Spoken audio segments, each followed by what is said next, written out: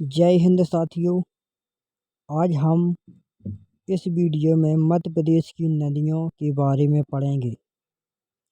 दोस्तों वीडियो को स्टार्ट करते हैं। अभी तक अगर आपने हमारे चैनल को सब्सक्राइब नहीं किया है तो हमारे चैनल को सब्सक्राइब कर लें।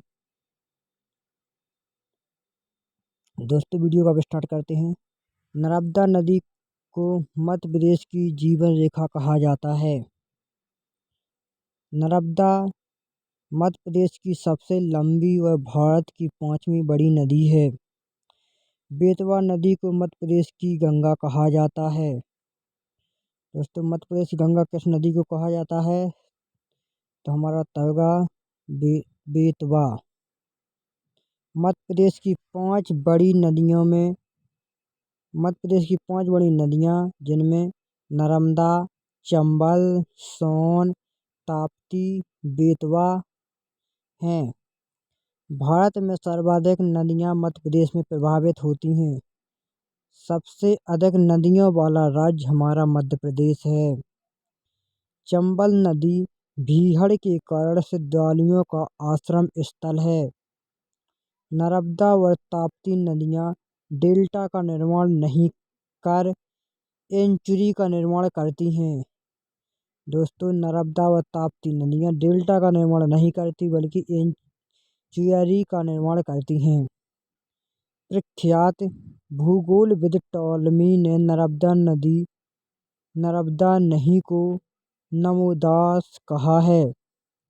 नर्मदा नदी को नमोदास भूगोलविद टॉलमी ने कहा है। मध्य प्रदेश को नदियों का मायका कहा जाता है। दोस्तों मध्य प्रदेश को नदियों का मायका कहा जाता है। क्षिप्रा नदी के किनारे उज्जैन में प्रति 12 वर्ष के पश्चात महाकुंभ का आयोजन किया जाता है। 12 वर्ष के बाद क्षिप्रा नदी के किनारे महाकुंभ का मेला का आयोजन किया जाता है। नर्मदा नदी मध्य प्रदेश, गुजरात, महाराष्ट्र से होकर गुजरती है। नर्मदा नदी का उद्गम अनूपपुर जिले के पुष्पराजगढ़ तहसील से हुआ है। मध्य प्रदेश का सबसे लंबा बांध तवा नदी पर है जो कि होशंगाबाद जिले में है।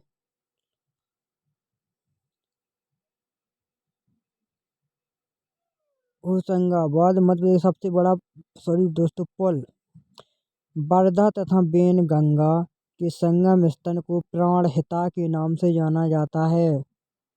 मध्य प्रदेश में प्रभावित होने वाली नदियाँ प्रायद्वीपीय नदियाँ हैं। मध्य प्रदेश के अमरकंटक से 3 किलोमीटर के अंदर से 3 नदियाँ नर्मदा, सोन, जोहिला का उद्गम है। मध्य प्रदेश का सबसे ऊंचा जलप्रपात चचाई है।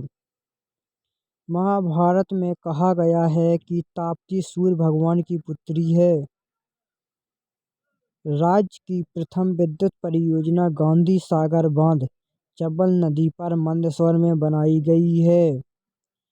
राज्य की प्रथम विद्युत परियोजना गांधी सागर बांध चंबल नदी पर बनाई गई है। क्षिप्रा नदी को मालवा की गंगा कहते हैं। मालवा की गंगा किस नदी को कहते हैं? क्षिप्रा को। मध्य प्रदेश की गंगा किस नदी को कहते हैं? बेतवा को। नर्मदा क्षिप्रा का संगम उज्जैनी इंदौर में होगा। चंबल, बेतवा, सोन और केन उत्तर दिशा में प्रवाहित होती हैं। वैनगंगा, पेंच, वर्धा दक्षिणी दिशा में प्रवाहित होती हैं। नर्मदा एवं ताप्ती नदी पश्चिम दिशा में प्रवाहित होती हैं। नर्मदा अमरकंटक से उद्गमित कुल लंबाई 1312 किलोमीटर है। मध्य प्रदेश से निकलने वाली अधिकांश नदियाँ दूसरे राज्य में जाकर किसी बड़ी नदी में मिल जाती हैं। इसलिए मध्य प्रदेश को नदियों का मायका कहा जाता है। छोटी काली सिंध नदी उद्गम देवास से हुआ है। यह नदी आगे चलकर चंबल नदी में मिल जाती है। परवान नदी का उद्गम मालवा पठार से हुआ। नेवज नदी सीहोर जिले की आष्टा तहसील से हुआ। पूनो नदी गुना के समीप से निकली है। बैसली नदी को बैसुल के नाम से भी जाना जाता है। यह चंबल नदी में प्रवाहित होती है। कैथन नदी का उद्गम विदिशा जिले के सिरोंज के पास पहाड़ियों से हुआ। केओंटन नदी विदिशा जिले से निकली है। महुवर, यह सिंध की सहायक नदी है। इसका उद्गम शिवपुरी के पास से हुआ है। पुराणों में इसे मधुमती के नाम से पुकारा जाता है। मधुमती के नाम से पुकारी जाने वाली नदियाँ महुवर, यह महुवर नदी है। धसान नदी रायसेन जिले से निकली है। दोस्तों, धसान नदी पर अभी वर्तमान में सुजारा बांध का निर्माण हुआ है, जो कि टीकमगढ़ जिले व छतरपुर जिले के बॉर्डर पर बनाया गया है। कुंवारी या कंवारी नदी चंबल क्षेत्र की महत्वपूर्ण नदी है। इनका उद्गम शिवपुरी जिले के देवगढ़ से हुआ है। बेबस नदी रायसेन जिले की सियारमऊ पहाड़ियों से निकली है। टोस नदी का उद्गम सतना जिले के पास से कैमूर की पहाड़ियों से हुआ है। भीहड़ नदी विंध्य क्षेत्र से के सतना जिले से खमरखेड़ा की पहाड़ियों से उद्गम होती है। कटनी नदी जबलपुर के सीहोर के पास से भीतरीगढ़ पर्वत श्रेणी से निकली है। केरवा नदी भोपाल के समीपवर्ती नदी है, जिस पर केरवा बांध को निर्माण किया गया है।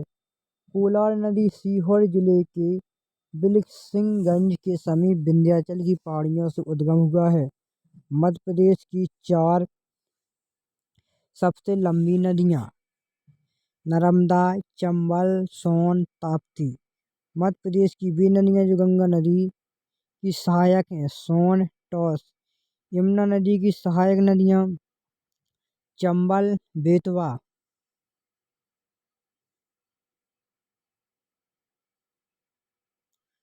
दोस्तों, इस वीडियो में हमने मध्य प्रदेश की कौन नदी किस जगह से निकली है इसके बारे में पढ़ा। अगले वीडियो में दोस्तों हम